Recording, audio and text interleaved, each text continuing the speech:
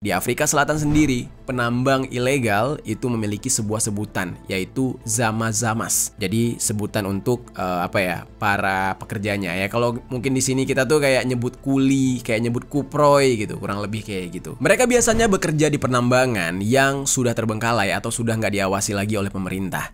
Walaupun dikatakan banyak yang menjadi zama-zamas, ya nggak diketahui angka pastinya itu berapa. Ada berapa banyak zama-zamas di Afrika Selatan. Ada banyak petugas polisi Afrika Selatan yang dikenal dengan The South African Police Service atau SAPS yang mengepung tambang Stilfontein tanpa adanya peringatan terlebih dahulu. Jadi benar-benar nggak ada peringatan sama sekali, nggak ada pemberitahuan, jadi langsung ditutup. Tapi di saat itu mereka menutup beberapa pintu dengan menyisakan sedikit pintu keluar sebagai jalan bagi para penambang yang masih berada di dalam lubang tambang agar mau pergi dari sana. Yo geng! Tekan tombol subscribe, geng. Hey yo, what's good? Welcome back to Kamar Jerry.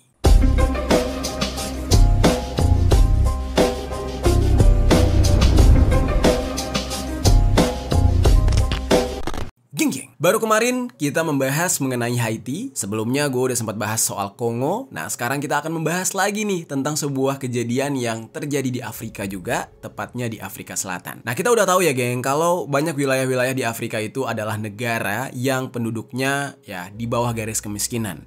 Terus kekerasan juga merajalela dan pelanggaran hak asasi manusia juga terus terjadi di sana. Semuanya saling berkesinambungan dan kekerasan pasti sudah terjadi karena adanya kebutuhan yang tidak terpenuhi. Nah lalu, karena mereka ini hidup miskin, sama seperti yang terjadi di pembahasan kali ini, banyak orang di Afrika Selatan yang harus menjadi penambang di tambang ilegal agar bisa memenuhi kebutuhan hidup mereka.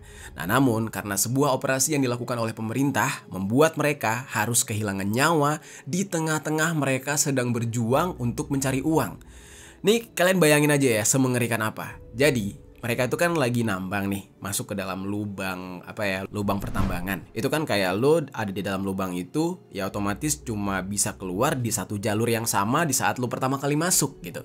Nah, di tengah-tengah lo sedang ada di dalam itu, ya di dalam tuh lubang tambang, tiba-tiba pemerintah bilang tutup semua tambangnya, dan benar-benar ditutup saat itu juga. Akses penambangan tersebut dikubur dan para penambang masih berada di dalam.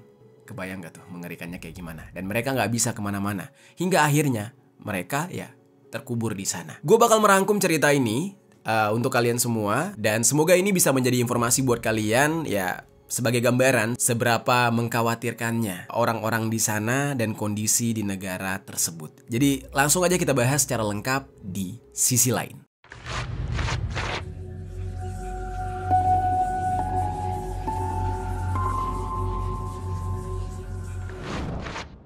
Kita bahas dulu nih geng, tambang ilegal yang ada di Afrika Selatan, seperti apa sih?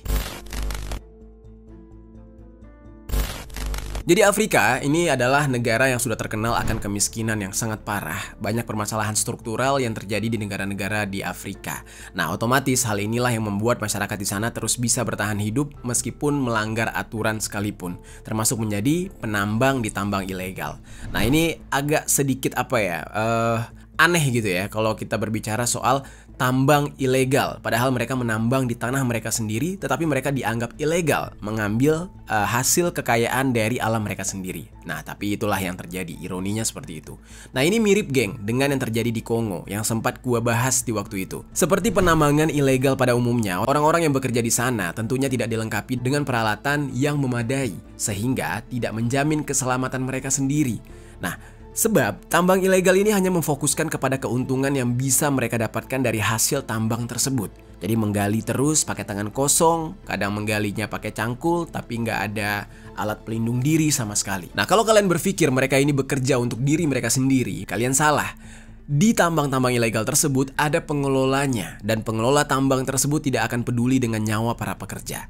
Nah kalau mereka ingin menggunakan peralatan penambangan, mereka harus membelinya dari upah yang mereka dapatkan. Kebayang tuh ya, lo mau kerja sama gue, misalkan nih lo mau kerja sama gue, mau bang, tapi laptop dari lo, ya ide dari lo, semua dari lo, dan kita bagi hasil.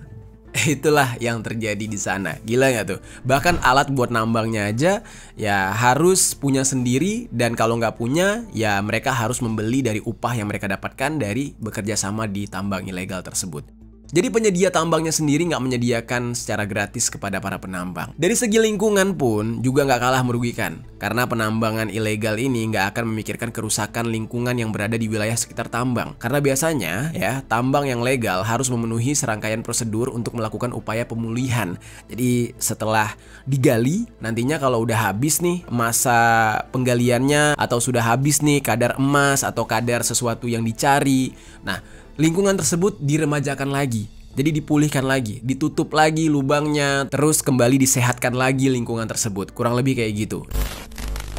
Police had encircled the mine since August as part of a crackdown on illegal mining, which has plagued South Africa for decades. Setelah selesai penambangan ya udah dibiarkan mangkrak begitu aja. Tapi ya karena masyarakatnya miskin di sana, jadinya mereka nggak punya pilihan lain untuk bisa mendapatkan uang dan bertahan hidup selain untuk menjadi pekerja tambang ilegal ini, geng. Karena mereka berpikir kalau hasil tambangnya itu bisa dijual, mereka juga akan mendapatkan upah yang ya bisa lumayan besar lah untuk menyambung hidup mereka. Nah, oleh karena itu penambang ilegal sepertinya sudah sangat mengakar di sana, mengakar kuat di dalam lingkungan sosial ekonomi yang ada di Afrika Selatan. Semakin hari, permasalahan ini menjadi masalah yang terus berkembang hingga menimbulkan dampak yang luas. Di Afrika Selatan sendiri, penambang ilegal itu memiliki sebuah sebutan, yaitu zama-zamas. Jadi sebutan untuk para pekerjanya ya. Kalau mungkin di sini kita tuh kayak nyebut kuli, kayak nyebut kuproy gitu, kurang lebih kayak gitu. Mereka biasanya bekerja di penambangan yang sudah terbengkalai atau sudah nggak diawasi lagi oleh pemerintah. Walaupun dikatakan banyak yang menjadi zama-zamas, ya nggak diketahui angka pastinya itu berapa. Ada berapa banyak zama-zamas di Afrika Selatan.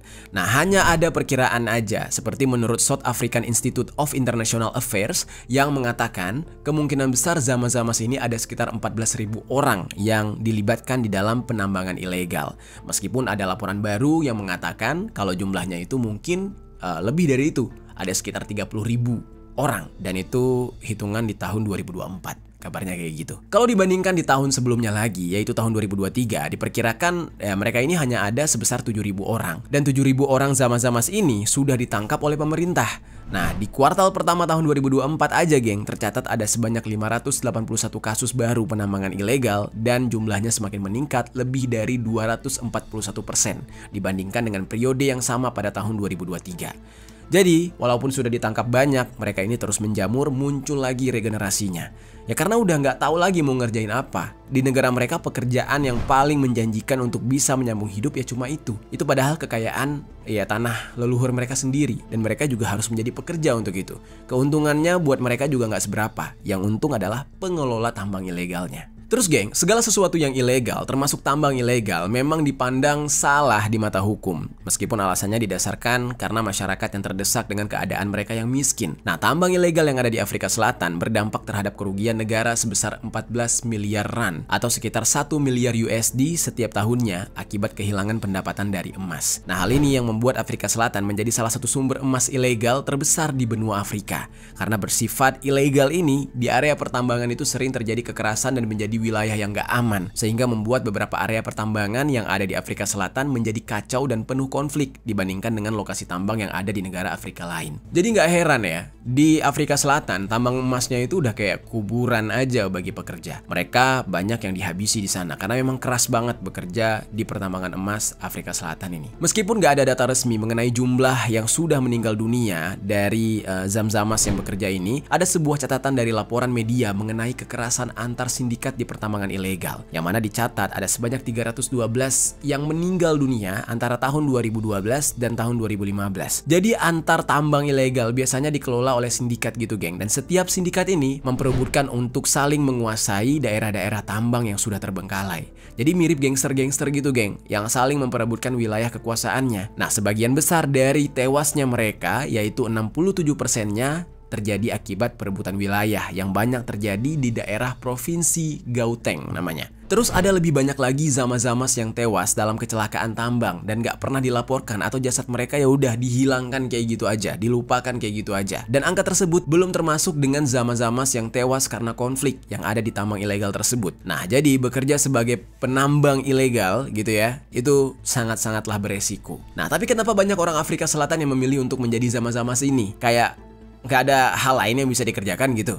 Ya apalagi ya alasannya kalau bukan karena uang. kalau mereka itu tipikalnya gimana ya? Kayaknya untuk menjadi petani itu nggak seulet orang kita ya, orang Asia. Jadi di dalam pikiran mereka tuh ya apa yang ada aja dikerjain gitu. Tidak inovatif untuk menciptakan lapangan pekerjaan sendiri. Nah, uang yang mereka dapatkan dari hasil tambang itu bisa mencapai 3.800 sampai dengan 5.500 USD. Dan jumlah tersebut bisa mereka dapatkan setiap 3 bulan, yang artinya pendapatan tahunan rata-ratanya tuh di antara 5.500 sampai 22.000 USD. Nah, upah ini jauh lebih banyak dibandingkan dengan upah para penambang yang bekerja di tambang yang resmi atau legal, yang mana itu hanya menghasilkan 2.700 USD. Jadi, gak heran kenapa banyak yang memilih untuk menjadi penambang ilegal karena uangnya jauh lebih besar.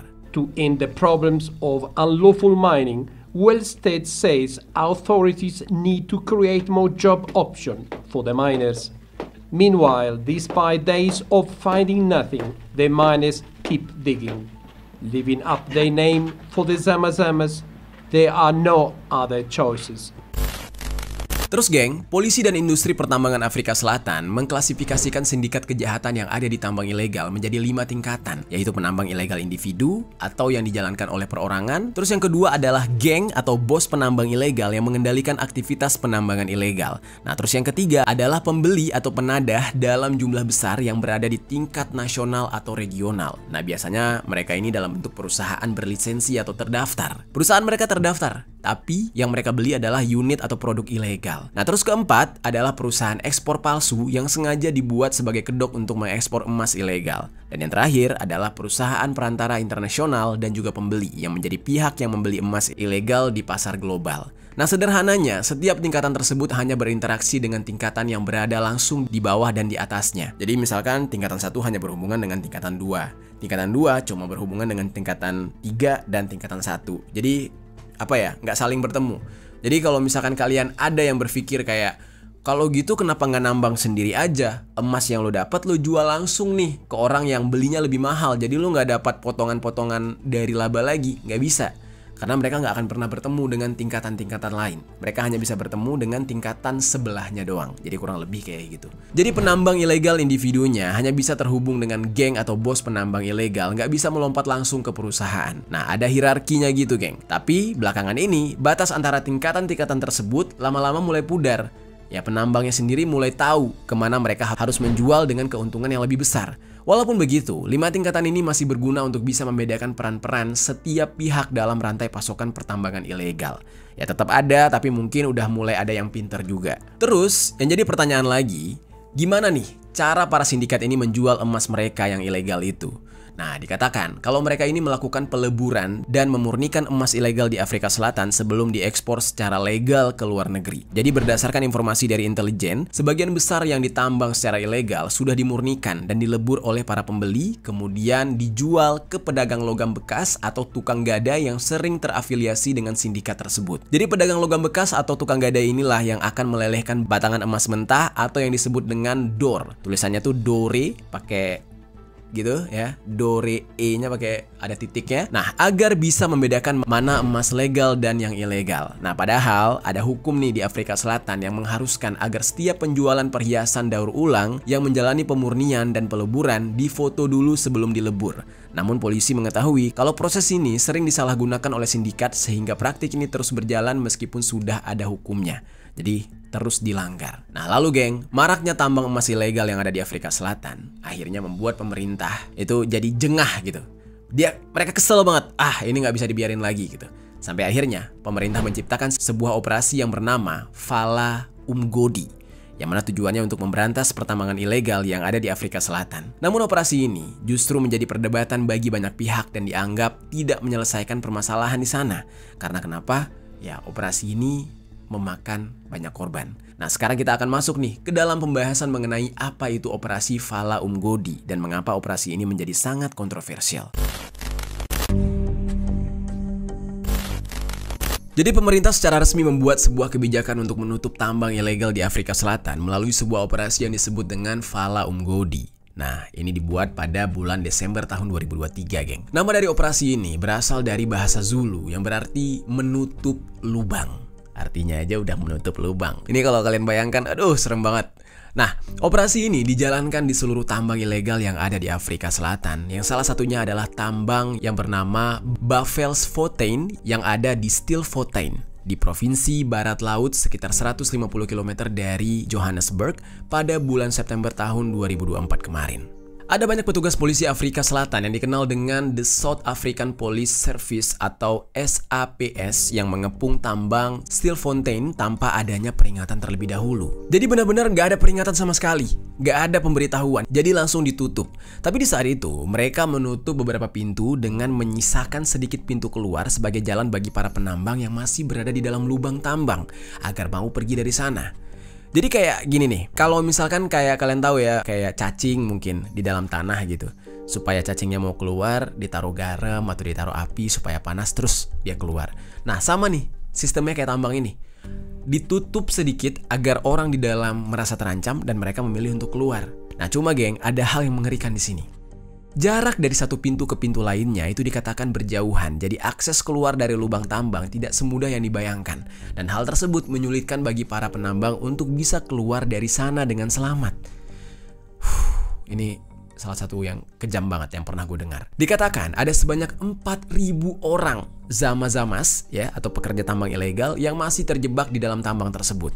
Pihak keluarga dari zama-zamas ini dan anggota masyarakat memohon kepada pemerintah agar melakukan misi penyelamatan dulu bagi zama-zamas yang terjebak tersebut. Nah, namun di saat itu Kumbadzo Jeveni itu menolak permintaan tersebut dengan mengatakan kalau pemerintah tidak akan mengirimkan bantuan kepada para penjahat. Sedih gak tuh? Penjahat loh, mereka nyari makan. Ya ilegal sih, tapi mereka nyari makan demi kelangsungan hidup keluarganya. Nah, di saat itu dia menyebut bahwa zama-zamas ini adalah bagian dari penjahat yang gak boleh ditolong dan operasi itu dilakukan untuk mengusir mereka dari tambang ilegal tersebut dan sudah seharusnya para penjahat gak boleh ditolong melainkan harus dituntut. Nah, begitulah kurang lebih geng pernyataan dari Jeveni ini. Pernyataan tersebut memicu beragam kritik dari kelompok hak asasi manusia yang memperingatkan bahwa kemungkinan besar kematian massal bisa terjadi karena orang-orang yang ada di dalam lubang tersebut bisa kehabisan oksigen tanpa adanya makanan dan benar-benar nggak bisa bertahan hidup.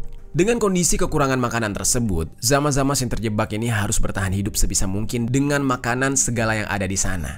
Dikabarkan bahkan mereka sampai memakan kecoa. Padahal kecoa adalah salah satu serangga yang dianggap sangat jorok, tapi mereka nggak punya pilihan lain. Bahkan tikus-tikus pun mereka makan, dan itu mentah-mentah. Dan yang lebih parahnya lagi, mereka sampai ada yang, maaf nih ya, memakan sesama. Jadi dari ceritanya tuh ada yang sudah meninggal, ya, dari mereka udah nggak bisa bertahan. Karena mereka nggak punya pilihan, jadi yaudah dimakan aja yang sudah meninggal ini supaya yang lain bisa bertahan.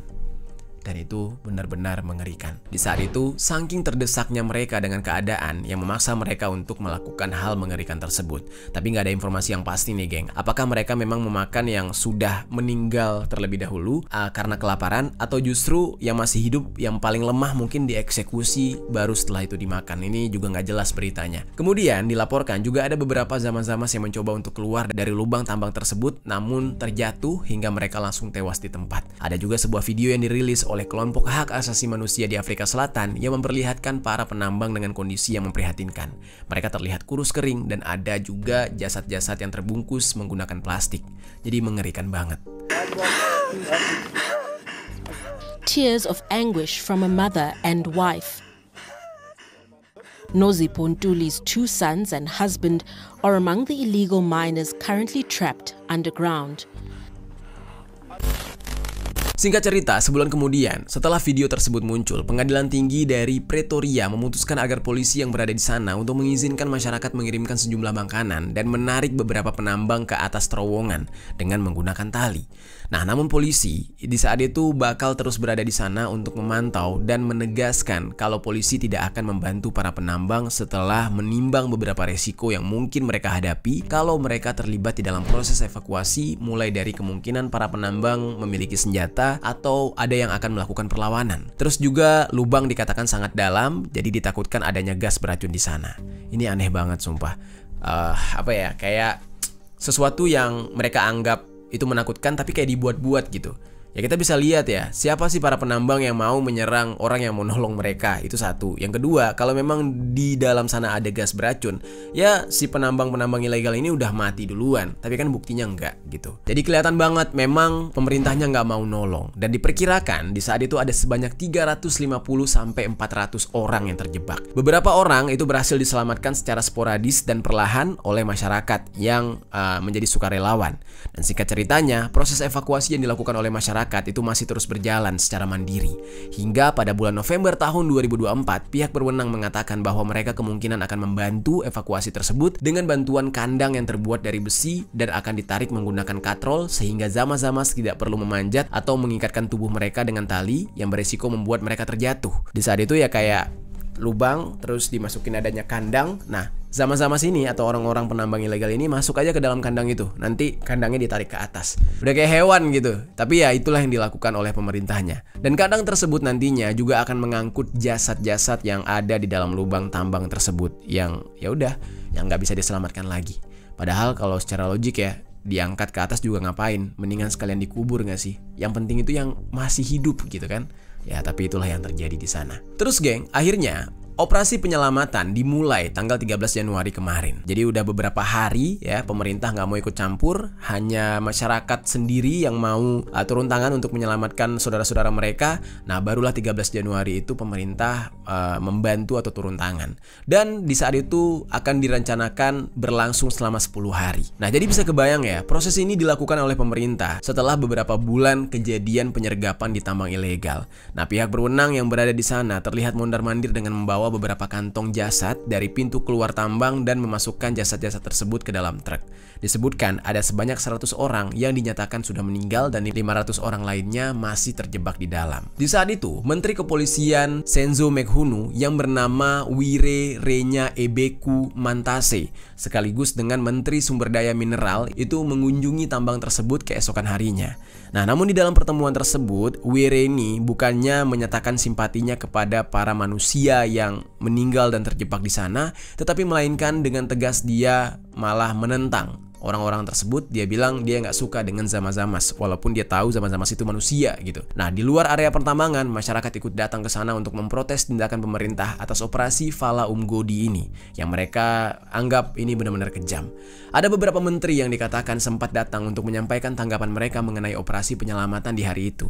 Tapi karena banyaknya masyarakat yang memprotes, sehingga para menteri tersebut diamankan dan dibawa pergi dari tambang sana, takutnya nanti kenapa-napa. Menurut laporan dari pihak berwenang, setidaknya ada sebanyak 78 penambang yang dipastikan sudah meninggal dunia setelah ditemukan yang lain tadi 100 sebelumnya. Namun kemungkinan jumlahnya jauh lebih banyak dibandingkan yang sudah dilaporkan karena ada sebuah kelompok masyarakat yang melaporkan sudah menemukan 9 jenazah lain sebelum operasi penyelamatan dimulai. Nah, seperti informasi sebelumnya, dikatakan ada 500 orang yang dikabarkan masih terjebak di dalam. Nah, tapi tidak diketahui tuh geng, apakah mereka semua sudah tewas atau justru masih dalam kondisi hidup. Nah sementara itu untuk korban yang selamat itu ada sebanyak 246 orang. Tapi itu hanyalah jumlah yang berhasil diangkut oleh polisi ketika operasi penyelamatan. Nah sebelum operasi penyelamatan yang dilakukan oleh polisi, masyarakat sudah terlebih dahulu melakukan penyelamatan secara mandiri. Nah dari penyelamatan yang dilakukan oleh masyarakat, belum ada jumlah yang pasti mengenai jenazah dan para korban yang selamat, sehingga kemungkinan jumlah yang sebenarnya lebih besar dibandingkan yang sudah gua sebutkan tadi. Setelah laporan mengenai jumlah korban jiwa serta korban yang selamat berhasil dievakuasi, polisi secara resmi menghentikan operasi penyelamatan, yang mana operasi ini selesai lebih cepat daripada yang diperkirakan. Sebab sebelumnya operasi ini kan diperkirakan bakal dilaksanakan 10 hari, tapi cuma dilakukan 3 hari. Dimulainya tanggal 13, selesainya tanggal 16. Mereka nggak peduli di saat itu masih ada yang terjebak di dalam sana. Yang jelas ya mereka udah melakukan tugas mereka, usaha mereka, walaupun secara singkat, tapi ya udah, yang penting udah dikerjakan gitu. Nggak peduli masih ada yang belum selamat. Nah, operasi Fala Umgodi ini yang dilakukan oleh pemerintah dinilai menjadi sebuah tindakan yang benar-benar mengerikan dan tidak berpihak kepada masyarakat, dan malah menuai banyak kritik karena sudah melanggar hak asasi manusia dan bahkan ya mengambil hak hidup manusia. Karena di saat itu pemerintah semacam sengaja membatasi pasokan makanan sehingga banyak orang yang menjadi Zam-Zamas itu harus kehilangan nyawa dan memaksa mereka untuk memakan kecoa sampai ada yang memakan sesama. Nah sekarang kita akan masuk ke dalam pembahasan mengenai kritik dari berbagai pihak atas operasi Fala Umgodi yang dibuat oleh pemerintah Afrika Selatan ini. Jadi geng, setelah gue menceritakan bagaimana operasi Fala Umgodi dilakukan, kalian bisa membayangkan geng, seberapa mencekamnya kondisi yang dialami oleh para Zama-Zamas tadi ketika mereka sudah tidak mendapatkan makanan dan terjebak di dalam. Melihat satu persatu di antara mereka harus meregang nyawa, setiap harinya mereka ya hanya menunggu kapan mereka akan meninggal gitu ya. Dan seperti lubang tersebut sudah menjadi kuburan bagi mereka. Banyak yang menganggap operasi Fala Umgodi adalah sebuah operasi yang tidak manusiawi dan salah satunya diungkap oleh Zinzi Tom, adik dari salah satu Zama-Zamas yang terjebak bersama dengan ratusan Zama-Zamas lain di tambang daerah Bavelsfontein. Dia ketika mengetahui operasi tersebut dilakukan oleh pemerintah, Tom ini berharap kakaknya bisa keluar dengan hidup.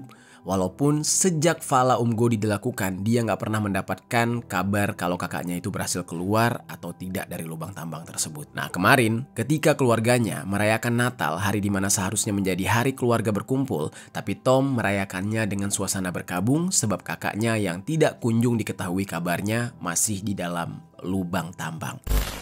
It was not the same, because it was the first time not spending the festive time without him.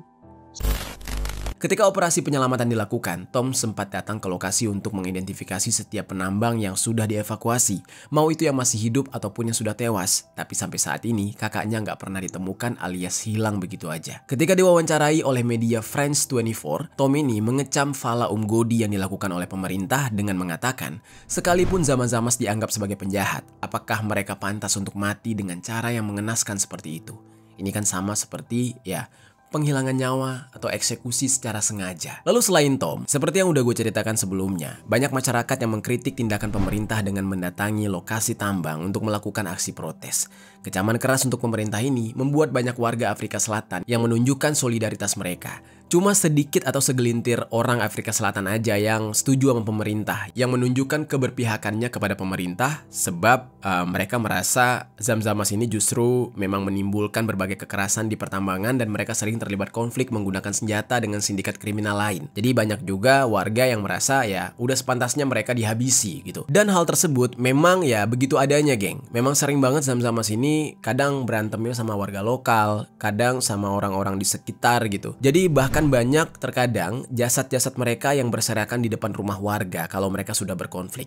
Nah, saking takutnya warga dengan Zam-Zamas, mereka nggak mau membicarakannya di depan umum karena banyak yang mengawasi mereka. Nah, kalau ada yang menyatakan kalau mereka nggak suka dengan Zam-Zamas, maka nyawa mereka bisa terancam. Jadi orang-orang Zam-Zamas ini kayak kayak ormas pertambangan gitulah, yang kapan aja tuh bisa mengancam kelompok masyarakat. Nah, namun geng, kelompok hak asasi manusia tetap mengkritik dan menyalahkan pemerintah Afrika Selatan karena menganggap Fala Umgodi bukanlah sebagai aksi penutupan tambang ilegal semata, melainkan ini sudah dianggap sebagai pembantaian karena memutuskan pasokan makanan, air, dan pasokan penting lainnya bagi para penambang yang masih terjebak di bawah. Serta mereka menunda operasi penyelamatan. Ditunggu beberapa bulan baru ditolongin. Ya orang mau makan apa di dalam? Ya walaupun alasan pemerintah mereka memiliki tanggung jawab untuk menindak aktivitas ilegal di bawah hukum yang berlaku, namun di satu sisi pemerintah juga harus menghormati dan melindungi hak asasi dan hak hidup manusia, termasuk harus melarang perlakuan yang tidak manusiawi seperti ini. Nah ini justru malah dilakukan oleh pemerintah sendiri, membantai rakyatnya yang miskin. Dan strategi untuk memblokir pasokan seperti yang dilakukan di operasi Fala Umgodi ini, memicu ketakutan dan kematian serta semakin membahayakan nyawa para penambang. Ditambah dengan statement yang dikeluarkan oleh para pejabat yang seperti nggak peduli dengan nyawa para penambang, sehingga statement tersebut mencerminkan gagalnya pemerintah untuk menghormati jaminan konstitusional Afrika Selatan serta yang menjadi hak semua orang. Nah, bagi para penambang yang selamat, mereka membutuhkan perawatan medis yang cepat dan memadai sehingga pemerintah harus membentuk komisi penyelidikan untuk melakukan investigasi yang bisa meminta pertanggungjawaban bagi siapa saja yang terlibat atas penghilangan nyawa terhadap Zama-Zamas ini. Nah, lalu geng, Fala Umgodi sebagai cara untuk memberantas tambang ilegal di Afrika Selatan dianggap bukanlah sebagai solusi yang tepat dan malah menimbulkan permasalahan baru di negara tersebut. Seharusnya pemerintah sadar bahwa banyaknya tambang ilegal dan banyaknya Zama-Zamas ini disebabkan karena kemiskinan yang terjadi selama bertahun-tahun di Afrika, sehingga mereka terpaksa melakukan hal ilegal tersebut. Kondisi ini yang menyebabkan orang-orang Afrika pada akhirnya mencari mata pencaharian di sektor pertambangan, termasuk tambang ilegal yang bisa mengancam keselamatan mereka sendiri. Hal ini dianggap lebih baik dibandingkan mereka yang nggak punya uang sama sekali dan nganggur untuk bertahan hidup. Krisis ini menyebabkan banyak orang di Afrika Selatan, itu khususnya orang-orang Zimbabwe ya, sampai harus menuju ke perbatasan negara untuk mencari pekerjaan. Nah, Dewan Mineral Afrika Selatan memperkirakan 70% dari Zama-Zamas ini adalah warga negara asing yang tidak memiliki dokumen resmi. Jadi bisa dikatakan dan bisa dilihat dari sini, faktornya itu karena kemiskinan yang ada di Afrika, sehingga seharusnya pemerintah ya bukan malah membantai mereka, tapi justru memfokuskan kepada permasalahan yang harus diselesaikan, yaitu kemiskinan, dan mengupayakan agar bagaimana caranya supaya bisa meningkatkan kesejahteraan masyarakat, yang salah satunya adalah meningkatkan lapangan pekerjaan, supaya mereka nggak jadi Zama-Zamas lagi. Bukan dengan cara malah menutup tambang dan membantai mereka di dalam tambang tersebut, seperti operasi Fala Umgodi tadi. Nah sekarang, setelah tambang itu ditutup paksa, dengan kondisi masih ada orang di dalamnya, ya udahlah, mereka sudah meninggal dunia lah di dalam situ. Damailah hidupnya, selesai masalah duniawinya. Nah lalu sekarang permasalahan yang baru yang akan timbul adalah kemana masyarakat akan bekerja lagi. Tambang ilegal udah nggak boleh, sementara pekerjaan yang resmi juga terbatas. Makanya hal inilah yang menjadi dilema, kecuali pemerintah mau menjamin masa depan mereka dengan memberikan pekerjaan yang layak. Jadi sekarang ini adalah PR bagi pemerintah mereka yang harus mereka selesaikan. Itu dia geng, pembahasan kita hari ini mengenai operasi Fala Umgodi yang membuat ratusan pekerja tambang ilegal meninggal dunia terkubur karena dihentikannya pasokan makanan dan minuman ke dalam tambang. Dan mereka ya udah membusuk di dalam tambang tempat mereka mencari nafkah tersebut. Gimana geng, menurut pendapat kalian dengan peristiwa ini? Coba tinggalkan komentar di bawah.